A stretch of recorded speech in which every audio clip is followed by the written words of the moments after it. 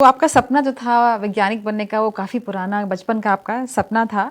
Sir आपसे discussion करते हुए एक बात हमें समझ में आई कि जो हमारे जो एक बाइफरकेशन है इंडिया में या अब्रॉड में जो गवर्नमेंट इंस्टीट्यूट होते हैं, जो प्राइवेट इंस्टीट्यूट होते हैं, तो आपके हिसाब से जो अब्रॉड में प्राइवेट इंस्टीट्यूट हैं जैसे हमारे हार्वर्ड है, स्टैनफोर्ड है, तो ये जो इंस्टीट्यूट हैं ये बेहतर कर रहे हैं गवर्नमेंट के हिसाब से। लेकिन हमारे इंडिया में उल्टा देखने को मिलता है कि गवर्नमेंट इंस्टीट्यूट ज़्यादा बेहतर कर पाते हैं।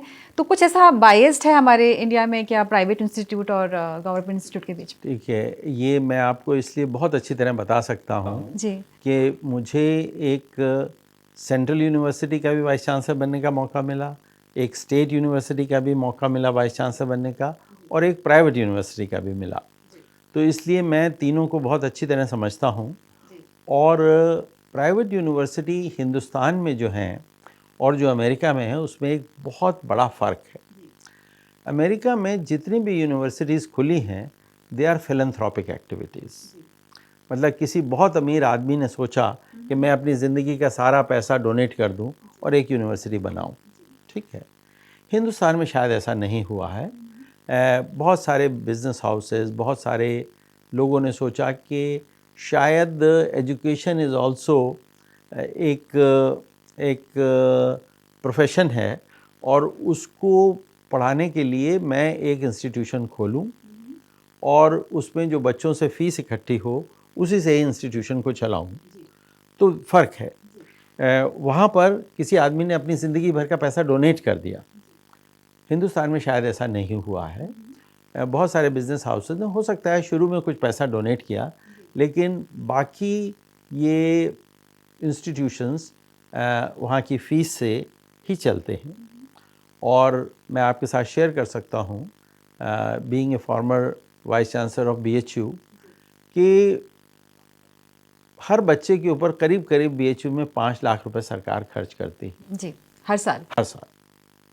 लेकिन प्राइवेट यूनिवर्सिटीज़ को तो ये 5 लाख रुपए नहीं मिलते हैं। मिलेंगे भी नहीं और चलाना भी है उन्हें अपना जी हाँ। इंस्टीट्यूट। तो अगर उनको ये पैसा नहीं मिलता है तो ये फ़ीस से ही आएगा।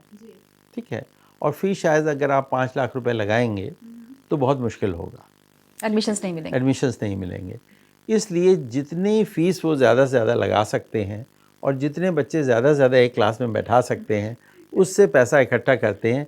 फिर जितना पैसा वो अपने फैकल्टी मेंबर्स को दे सकते हैं उतना देते हैं और उसी से ही चलाने की कोशिश करते हैं। तो उनके लिए थोड़ा सा डिफ़िकल्ट है इंडिया में। ये एकदम बराबर लेवल प्लेइंग फील्ड नहीं।